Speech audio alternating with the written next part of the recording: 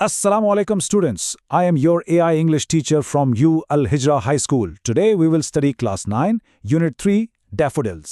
तो शुरू करते हैं आज का सबक। आज का लेक्चर कोई आम टेक्स्ट बुक रीडिंग नहीं होने वाला। हम जिस नज़म पर बात करने जा रहे हैं daffodils, ये सिर्फ कुछ फूलों का जिक्र नहीं है। ये एक्चुअली कुदरत की उस जादू के बारे में है जो हमारी रूह को, हमारे मूड को बिल्कुल बदल कर रख देता है। तो बिना किसी देर के इस दिलकश सफ़र का आगाज़ करते हैं। अच्छा, इस नज़म को समझने से पहले ना इसका थोड़ा सा पसे मंज़र देख लेते हैं, क्योंकि उसके बिना मज़ा नहीं आएगा। ज़रा पीछे चलते हैं।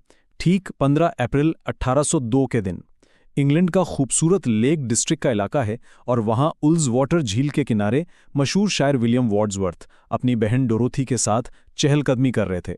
ये वो दौर था जिसे इंग्लिश रोमांटिक मूवमेंट कहते हैं, जब लोग दोबारा से नेचर की तरफ अट्रैक्ट हो रहे थे। तो उसी वॉक के दौरान बिल्कुल अचानक उनकी नज़र डैफोडिल्स यानी आबी नरगिस के फूलों पर पड़ती है, जो एक लंबे सिलसिले में फैले हुए थे। किसे मालूम था कि एक आम सी वॉक लिटरेचर की इतनी अजीम नज़म बन जाएगी। चलिए अब टेक्स्ट की तरफ आते हैं।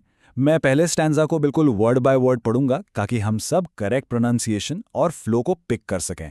Listen carefully. I wandered lonely as a cloud that floats on high over vales and hills, when all at once I saw a crowd, a host of golden daffodils, beside the lake beneath the trees, fluttering and dancing in the breeze.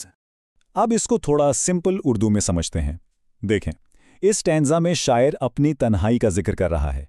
वो कहता है कि मैं बिल्कुल एक अकेले बादल की तरह इधर उधर घूम रहा था, जो वादियों और पहाड़ियों के ऊपर तैरता है, और अचानक क्या होता है, उसकी नज़र सुनहरी आबी नरगिस यानी डैफोडिल्स के एक बहुत बड़े झुंड पर पड़ती है। ये फूल झील के किनारे दरख्तों के नीचे खिले हुए थे और ठंडी हवा में ऐसे लहरा रहे थे जैसे रक्स कर रहे हों। नोटिस करें, शायर की तन्हाई एकदम से इस खूबसूरत डिस्कवरी में कैसे बदल गई। अब दूसरे स्टैंजा की रिदम चेक करें। इसमें शायर ने तमाल की तशबीह इस्तेमाल की है। Continuous as the stars that shine and twinkle on the Milky Way, they stretched in never-ending line along the margin of a bay.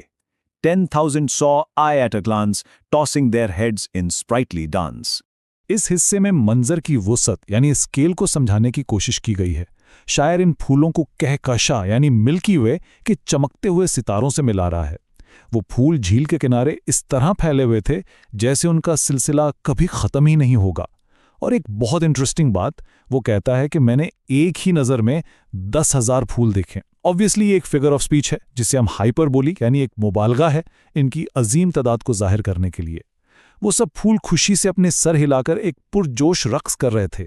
तीसरा स्टैंजा और भी ज्यादा एनर्जेटिक है। Let's read it. The waves beside them danced, but they outdid the sparkling waves in glee. A poet could not but be gay in such a jocund company.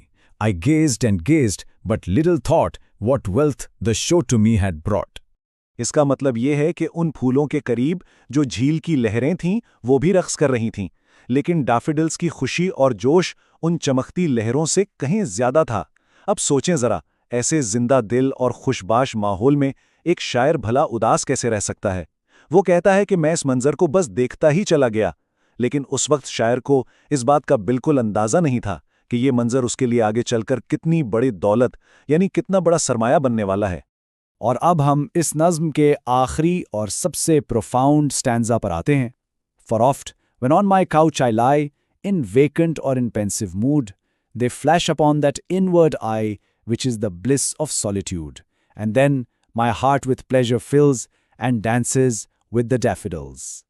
ये part such में इस पूरी नज़म का निचोड़ है। शायर बताता है कि वक्त गुजरने के बाद जब भी वो अपने बिस्तर पर फारिग लेटा होता है या किसी गहरी सोच में होता है, तो अचानक वो डैफोडिल्स का मंजर उसकी इनवर्ड आए यानी उसके जहन या तसव्वुर में चमक उठता है। इसी को वो ब्लिस ऑफ सॉलिट्यूड कहता है, तन्हाई की असल खुशी। और जैसे ही ये याद आती है, शायर का दिल दोबारा खुशी से भर जाता है और उन फूलों के साथ ख्यालों ही ख्यालों में रक्स करने लगता है। मतलब कुदरत की खूबसूरत यादें हमारा सबसे बड़ा सरमाया होती हैं। खैर, टेक्स्ट तो हमने कवर कर लिया, अब थोड़ी वोकैबुलरी पे नज़र डालते हैं। इस सबक में 3 वर्ड्स थोड़े ट्रिकी हो सकते हैं। पहला है जोकंड।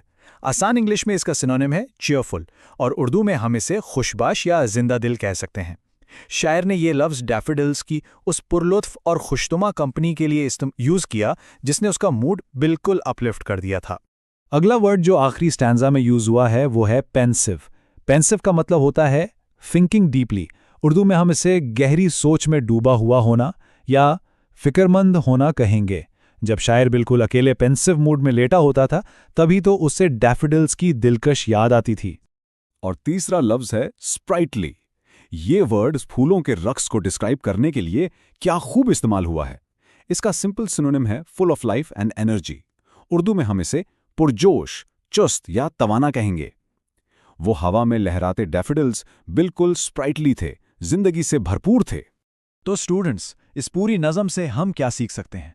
एक तो कुदरत की खूबसूरती में एक अजीब सी हीलिंग पावर होती है जो हमारी रूह को ताज़ा करती है। नेचर हमें अकेला फील नहीं होने देती, बल्कि हमें कायनात के साथ कनेक्ट करती है। दूसरा बड़ा सबक है पावर ऑफ मेमोरी, यानी यादों की ताकत। कुदरत के हसीन पल हमारे जहन में महफूज हो जाते हैं और अकेलेपन में यही यादें हमारा सहारा बनती हैं और जज्बाती सुकून देती हैं। चलिए जल्दी से आज के लेक्चर को समराइज कर लेते हैं ताकि सब कुछ जहन में बैठ जाए। नंबर 1 पर हिस्टोरिकल कॉन्टेक्स्ट हमने देखा कि 1802 की उस वॉक ने कैसे इस नज़म की बुनियाद रखी।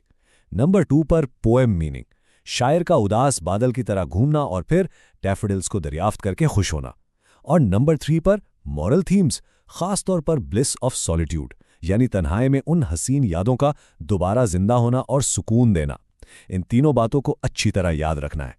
आज के सबक का इख्तिताम इस सवाल के साथ करते हैं, how can the beauty of the natural world transform our own moments of solitude? जरा गौर कीजिएगा कि क्या कोई ऐसी कुदरती जगह है जिसकी याद तन्हाई में सुकून और खुशी देती है। In the next lecture we will continue with unit 2। अल्लाह हाफिज।